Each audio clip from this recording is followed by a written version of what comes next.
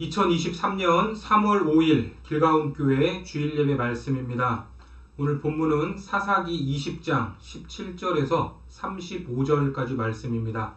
말씀은 28절까지 보겠습니다. 베냐민 자손 외에 이스라엘 사람으로서 칼을 빼는 자의 수는 40만 명이니 다 전사라. 이스라엘 자손이 일어나 베델에 올라가서 하나님께 여쭈어 이르되 우리 중에 누가 먼저 올라가서 베냐민 자손과 싸우리이까 하니 여호와께서 말씀하시되 유다가 먼저 갈지니라 하시니라. 이스라엘 자손이 아침에 일어나 기브아를 대하여 진을 치니라. 이스라엘 사람이 나가 베냐민과 싸우려고 전열을 갖추고 기브아에서 그들과 싸우고자 하매 베냐민 자손이 기브아에서 나와서 당일에 이스라엘 사람 2만 2천 명을 땅에 엎드려뜨렸으나 이스라엘 사람들이 스스로 용기를 내어 첫날 전열을 갖추었던 곳에서 다시 전열을 갖추니라. 이스라엘 자손이 올라가 여호와 앞에서 저물도록 울며 여호와께 여쭈어 이르되 내가 다시 나아가서 내 형제 베냐민 자손과 싸우리이까 하니 여호와께서 말씀하시되 올라가서 치라 하시니라. 그 이튿날에 이스라엘 자손이 베냐민 자손을 치러 나아가매 베냐민도 그 이튿날에 기브아에서 그들을 치러 나와서 다시 이스라엘 자손 18,000명을 땅에 엎드려뜨렸으니 다 칼을 빼는 자였더라. 이에 온 이스라엘 자손 모든 백성이 올라가 베델에 이르러 울며 거기서 여호와 앞에 앉아서 그 날이 저물도록 금식하고 번제와 화목제를 여호와 앞에 드리고 이스라엘 자손이 여호와께 물으니라. 그때에는 하나님의 언약궤가 거기 있고 아론의 손자인 엘르아살의 아들 비느하스가 그 앞에 모시고 섰더라.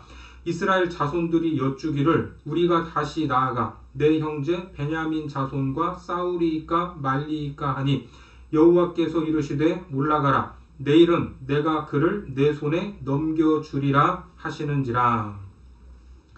오늘은 가장 중요한 우선순위 하나님과의 관계라는 제목으로 하나님 말씀 전하겠습니다. 사사시대에 말도 안 되는 사건들이 일어나다가 급기야 이구동성으로 오늘까지 이런 일을 보지도 듣지도 못했다라는 사건까지 발생하게 됩니다. 한 레위 사람이 베냐민 지파에 속한 기브아에서 하룻밤을 머물려다가 험한 꼴을 당하게 된 것입니다. 어떤 사건이었죠? 레위 사람의 첩이 불량배들에게 밤새 윤관을 당하고 죽었던 사건입니다. 그런데 레위 사람은 이 여인의 시신을 12토막을 내어 각 지파로 보냈던 것입니다. 여러분, 이 택배 상자를 열었는데 거기에 사람의 시체 토막이 들어있다면 얼마나 까무러치게 놀랄 일입니까? 그래서 이스라엘 공동체는 큰 충격에 빠졌습니다.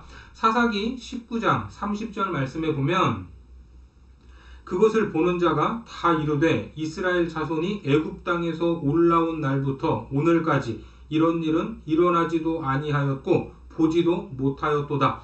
이 일을 생각하고 상의한 후에 말하자 하니라. 한 번도 겪어보지 못한 사건이라서 어떻게 해야 할지 시간이 필요했던 것입니다. 그리고 단에서 브엘세바까지 온 이스라엘 전체가 다 모이게 되죠. 사사기 20장 1절과 2절을 보니까 이에 모든 이스라엘 자손이 단에서부터 브엘세바까지와 길르앗 땅에서 나와서 그 회중이 일제히 미스바에서 여호와 앞에 모였으니 온 백성의 어른 곧 이스라엘 모든 지파의 어른들은 하나님 백성의 총회에 섰고 칼을 빼는 보병은 40만 명이었으며 사사기를 보면서 이스라엘 공동체가 이렇게 모였던 적이 한 번도 없었습니다. 그렇죠? 늘 하나 되지 못하고 구심점이 없는 것처럼 보였던 이스라엘이었는데 이 사건을 통해서 하나가 되었고 모두가 미스바에 모일 정도로 이 사건을 굉장히 심각하게 여기는 것 같습니다. 그리고 뭔가를 결정했다는 듯이 칼을 빼는 보병도 몇 명, 40만 명이 집결을 했습니다. 그들은 시체 토막을 보낸 레위 사람에게 증언을 하라고 했고 그 증언을 들은 후에 더 흥분을 하게 됩니다. 사실 사건 당시로 돌아가서 보면 레위 사람에게도 전혀 책임이 없다 이렇게 말할 수는 없습니다. 불량배들이 자기를 원했는데 자기가 그 여인을 대신 끌어내 그들에게 넘겨주지 않았습니까? 하지만 자기에게 불리한 내용들은 다 빼놓고 증언을 했습니다. 그럼에도 그 불량배들의 행위는 마땅히 처벌받아 마땅할 가증한 행위였던 겁니다.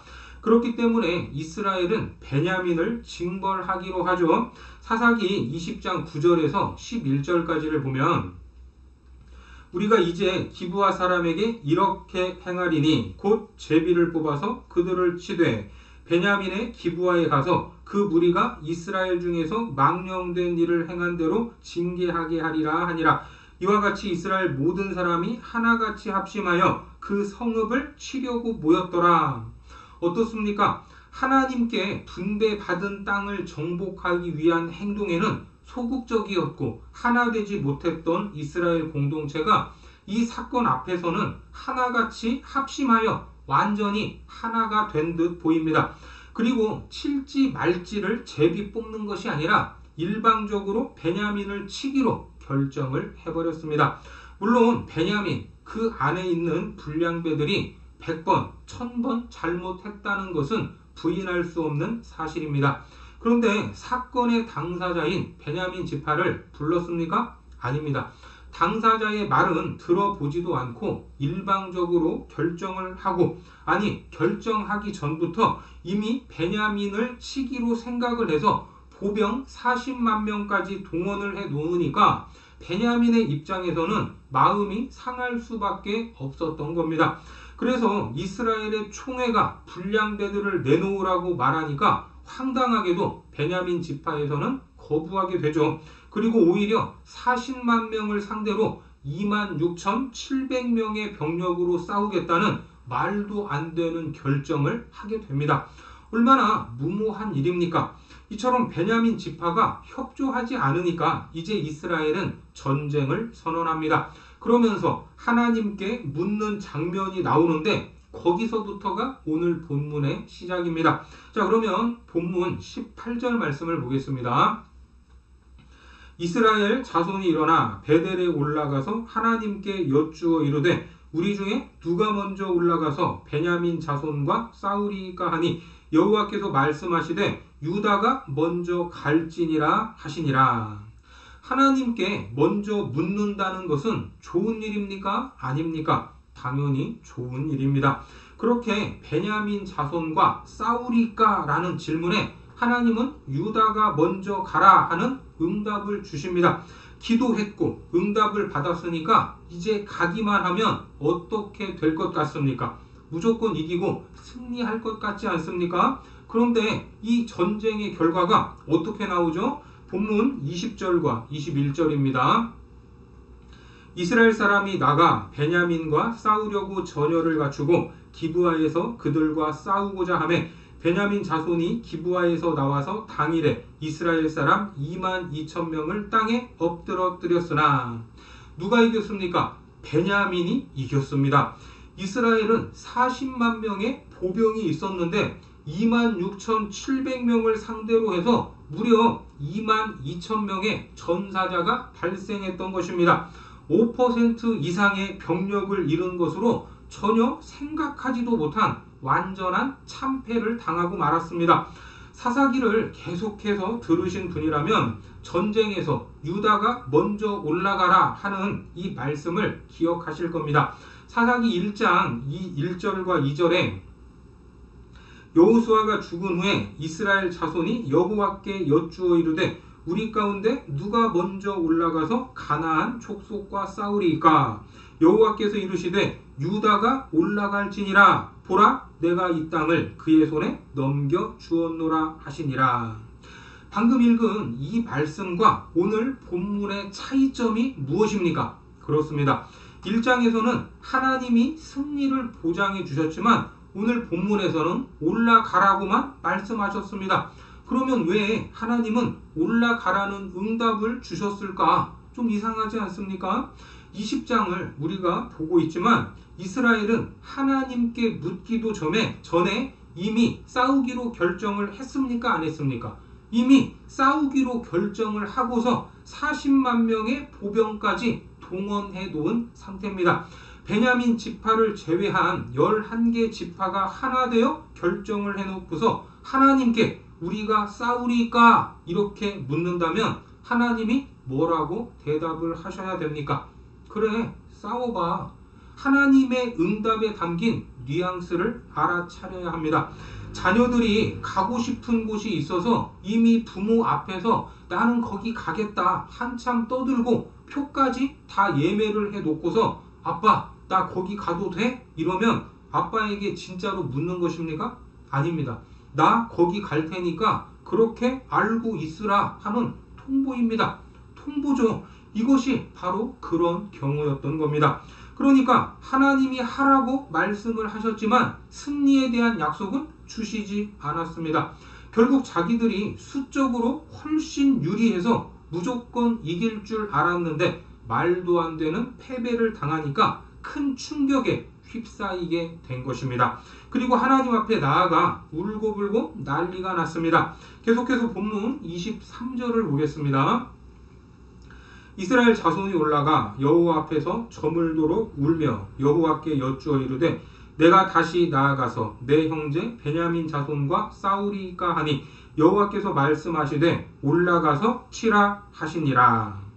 그리고 다시 질문을 하고 있죠. 그런데 이 질문은 첫 번째 질문과 조금 결이 다릅니다. 여러분 어떻게 다른지 보이십니까? 그렇습니다. 베냐민을 바라보는 시각이 달라졌다는 걸 알 수 있습니다. 베냐민을 뭐라고 지칭하죠? 내 형제로 지칭하고 있습니다. 그렇습니다. 사람은 자기가 조금 옳은 것 같으면 잘못한 사람을 정죄하고 득달처럼 달려드는 경향이 있는데 지금 이스라엘이 딱 그런 모습입니다. 사실 자기들도 하나님 앞에서 떳떳하다 이렇게 말할 수 있습니까? 없습니까? 그렇게 말할 수 없습니다. 레위 사람이 자기가 피해자라고 하면서 음행과 망령된 일에 대해서 방책을 내놓으라며 소리를 쳤죠. 사사기 20장 6절과 7절에 보니까 이는 그들이 이스라엘 중에서 음행과 망령된 일을 행하였기 때문이라. 이스라엘 자손들아 너희가 다 여기 있은즉 너희의 의견과 방책을 낼지니라 하니라. 하지만 이렇게 큰 소리를 쳤던 레위인도 그렇고 이스라엘 다른 지파들도 그렇고 그렇게 큰 소리를 칠 만큼 깨끗합니까? 그렇지 않습니다. 그런데 자기들은 깨끗한 줄 알고 베냐민이 조금 잘못한 것 같으니까 다들 잡아먹을 듯이 일어섰던 것입니다. 그들은 다름 아닌 자기들의 형제 지파였던 겁니다. 베냐민 지파를 누가 세웠습니까? 하나님이 세운 지파입니다. 그들이 범죄했다고 해서 자기들 마음대로 칠 수는 없는 일입니다. 먼저 물어야 할 것은 그들을 치는 것이 맞는가, 안 치는 것이 맞는가, 이렇게 묻는 것이 먼저였는데 마치 이방인을 대하듯이 행동하고 있었던 것입니다. 그러면서 두 번째 전쟁에서는 이스라엘이 승리를 했을까? 계속해서 본문 24절과 25절을 보겠습니다. 그 이튿날에 이스라엘 자손이 베냐민 자손을 치러 나아가매 베냐민도 그 이튿날에 기브아에서 그들을 치러 나와서 다시 이스라엘 자손 18,000명을 땅에 엎드려뜨렸으니 다 칼을 빼는 자였더라. 어떻습니까? 또 베냐민 지파에게 패배했습니다. 무려 18,000명이나 죽게 됩니다. 1차전에서 22,000명이 죽었으니까 2차전까지 합하면 4만 명, 40만 명의 보병 중 무려 10%가 죽어나갔습니다. 전략적으로 뭐가 잘못됐는지 따지고 아무리 분석을 해봐도 도무지 있을 수 없는 패배를 당했던 것입니다. 이런 패배 앞에서는 어떠한 대책도 세우기 어려운 겁니다. 그러니까 이 참패가 무엇입니까? 하나님께서 이스라엘 백성의 행위에 대해서 심판하셨다는 것입니다. 너희들이 시작한 이 전쟁은 처음부터 잘못된 전쟁이라는 말입니다. 이런 상황에서 그들이 할 수 있는 일은 하나님 앞에 나아가는 것밖에 없었던 겁니다. 계속해서 본문 26절과 27절입니다. 이에 온 이스라엘 자손 모든 백성이 올라가 베델에 이르러 울며 거기서 여호와 앞에 앉아서 그 날이 저물도록 금식하고 번제와 화목제를 여호와 앞에 드리고 이스라엘 자손이 여호와께 물으니라. 그때에는 하나님의 언약궤가 거기 있고. 하나님 앞에서 울며 금식을 했다고 합니다. 금식한다는 것은 인간의 힘과 능력으로 할 수 없음을 고백하는 것이죠. 그래서 내 힘의 근원이 되는 음식을 끊는 것입니다. 이제야 전쟁의 주권이 어디에 있는지 깨달은 것 같습니다. 그렇습니다. 전쟁은 하나님의 손에 있습니다. 그래서 인생의 어려운 문제 앞에서 하나님의 주권 앞에 무릎을 꿇어야 합니다. 그런데 안타깝게도 인생들은 무엇을 의지합니까? 자기가 가진 힘을 의지하고 상황과 환경으로 뭔가를 판단하려고 합니다. 하지만 어려운 순간에 하나님과의 관계가 가장 중요하다는 것을 믿으시기 바랍니다. 그래서 이스라엘은 이제야 번제와 화목제를 드리게 됩니다. 거기에 무엇까지? 언약궤까지 있었던 겁니다.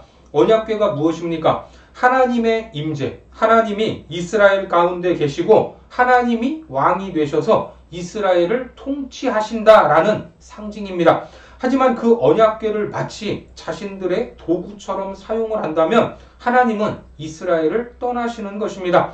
하나님이 그렇게 인간의 손에 의해 이용당하는 그런 분이 아니죠. 실제로 이스라엘이 도구처럼 이 언약궤를 사용했던 적이 있었습니다. 사무엘상 4장 3절을 보니까 백성이 진영으로 돌아오매 이스라엘 장로들이 이르되 여호와께서 어찌하여 우리에게 오늘 블레셋 사람들 앞에 패하게 하셨는고 여호와의 언약궤를 실로에서 우리에게로 가져다가 우리 중에 있게 하여 그것으로 우리를 우리 원수들의 손에서 구원하게 하자 하니. 이렇게 전쟁터로 언약궤를 가지고 나갔다가 적에게 빼앗기지 않았습니까? 오늘 본문에서는 언약궤가 베델에 있었는데 중간에 아무런 소식이 없다가 갑자기 사무엘상에서는 언약궤가 실로에 있었다고 합니다.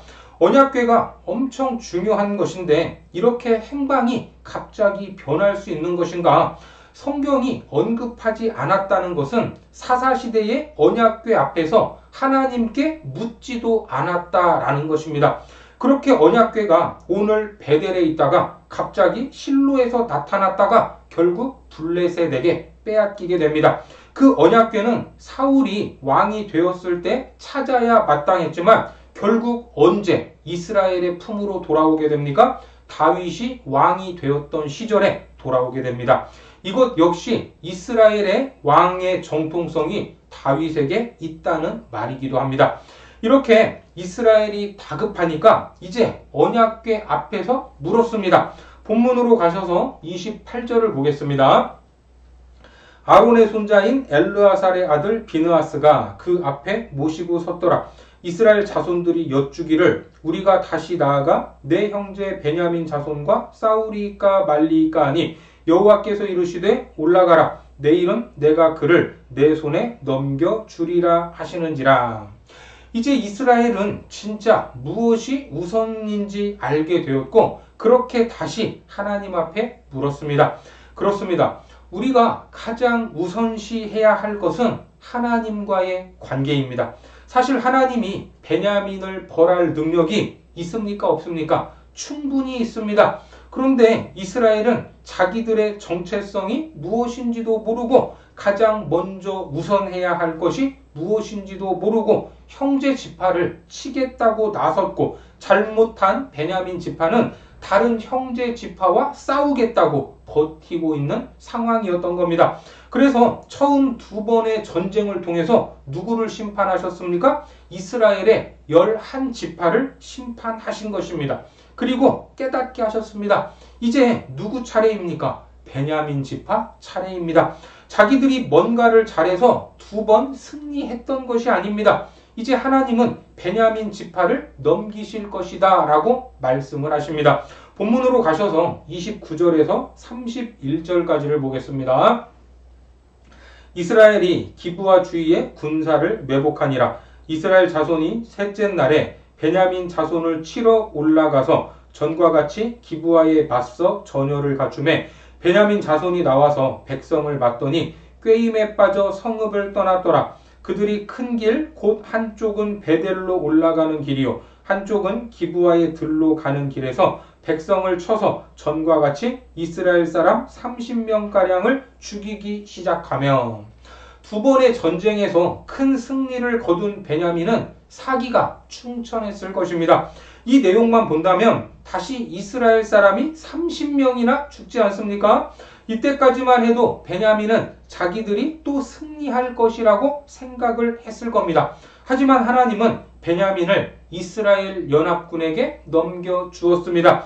계속해서 본문 32절에서 34절까지를 보겠습니다.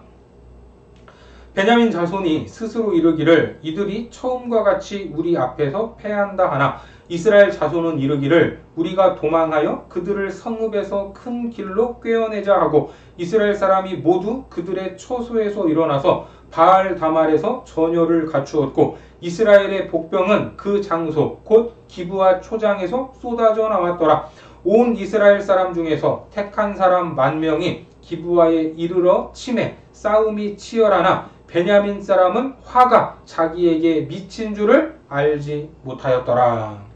여기 보면 이스라엘의 전략들이 잠깐 나오면서 3차전이 어떻게 치러지고 있는지 간략하게 소개하고 있습니다. 처음에 30명의 병력을 잃었지만 이스라엘은 성읍에서 큰 길로 베냐민을 유인을 했고 바알 다말에서 전열을 갖추고 복병을 두었다가 일시에 공격했다는 것입니다. 이 내용만 보면 뭔가 이스라엘이 두 번의 큰 패배를 만회하기 위해 엄청 전략적인 준비를 한 것처럼 보이기도 합니다. 그런데 사사기 기자는 이것을 한마디로 정리해버립니다. 자, 어떻게 말합니까? 35절을 보니까 여호와께서 이스라엘 앞에서 베냐민을 치심에 당일에 이스라엘 자손이 베냐민 사람 25,000명을 죽였으니 다 칼을 빼는 자였더라. 누가 이런저런 전략을 짜고 죽을 힘을 다해 싸운 이스라엘이 아니라 여호와께서 이스라엘 앞에서 베냐민을 치셨다라고 명확하게 기록하고 있습니다. 여러분 믿으시죠? 그렇습니다. 전쟁은 하나님께 속한 것입니다.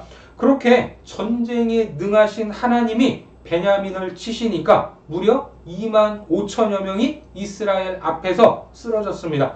성경이 그것을 정확하게 지적하고 있는 것입니다. 너희가 40만 명이 모였다고 자신만만하냐?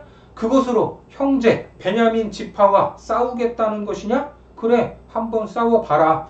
이미 결정하고서 종교적인 형식만 빌려 하나님께 통보한 그들을 하나님은 심판하셨습니다. 그리고 이후에는 불량배들을 내놓지 않고 버티던 베냐민까지 심판하셨던 것입니다. 어떻습니까? 3번에 걸친 이 전쟁을 통해 무려 65,000명이 넘게 죽었습니다. 이 힘은 원래 가나안 원주민들을 상대로 써야 했던 것 아닙니까? 그런데 그 큰 힘을 동족끼리 죽이는 일에 사용한 것입니다. 이스라엘 12지파 모두 다 큰 피해를 입었습니다. 하지만 하나님은 이 사건, 지독한 패배를 경험하게 하심으로써 그들을 심판하셨습니다. 여기서 하나님께서 어떻게 이 역사를 이끌어 가시고 어떻게 섭리하시는지 그 한 장면을 볼 수 있는 것입니다. 하나님의 전쟁은 인간이 생각하는 목적과 방식이 다르다는 것입니다. 우리는 머리를 써서 이런저런 판단을 하기도 하고 때로는 하나님을 향한 종교적인 형식을 동원하여 자기의 뜻이 마치 하나님의 뜻인 양 큰 소리를 치기도 합니다. 하지만 그렇게 해서 사람은 선동할 수 있을지 몰라도 하나님까지 속일 수는 없다는 것입니다. 이사야 1장을 보면 헛된 재물을 다시 가져오지 말라. 분향은 내가 가증히 여기는 바요. 월삭과 안식일과 대회로 모이는 것도 그러하니 성회와 아울러 악을 행하는 것을 내가 견디지 못하겠노라. 내 마음이 너희의 월삭과 정한 절기를 싫어하나니 그것이 내게 무거운 짐이라. 내가 지기에 곤비하였느니라. 너희가 손을 펼 때에 내가 내 눈을 너희에게서 가리고 너희가 많이 기도할지라도 내가 듣지 아니하리니 이는 너희의 손에 피가 가득함이라. 여러분, 가장 중요한 것이 무엇입니까? 하나님과의 올바른 관계입니다. 내가 하나님 앞에 올바로 서 있는가? 하나님과의 관계가 틀어지지는 않았는가? 이것이 가장 중요하다 하는 것을 믿으시기 바랍니다. 하나님 없이 행하는 모든 일들이 잘못된 것임을 기억해야 합니다. 자기 생각에는 이것이 성공이요 축복이라고 여겨도 하나님이 인정하지 않으면 불행할 수밖에 없습니다. 그러니까 오늘도 예배의 자리에서 내 삶의 우선순위를 바로잡고 하나님과 올바른 관계 안에서 하나님께 물으시고 응답받으시기를 바랍니다. 그리하여 살아가는 모든 순간에 우리가 가진 시간과 물질이 허비되지 않고 하나님의 뜻에 합당한 곳에 사용되어 하나님의 나라가 확장되고 하나님이 부어주시는 축복의 삶이 되기를 주님의 이름으로 축원합니다. 기도하겠습니다. 하나님, 우리가 살아가면서 마주하는 여러 문제 앞에서 때로는 내가 가진 힘과 능력을 앞세울 때가 있었음을 용서하여 주옵소서. 이제는 하나님과의 관계를 먼저 생각하게 하시고 하나님을 제외한 어떠한 결정도 하지 않게 하여 주옵소서. 그리하여 우리 삶의 우선순위를 바로 세우고 하나님께 묻고 응답받게 하셔서 허비되는 삶이 아니라 쓰임받고 축복받는 삶이 되게 하여 주옵소서. 예수님의 이름으로 기도드립니다. 아멘.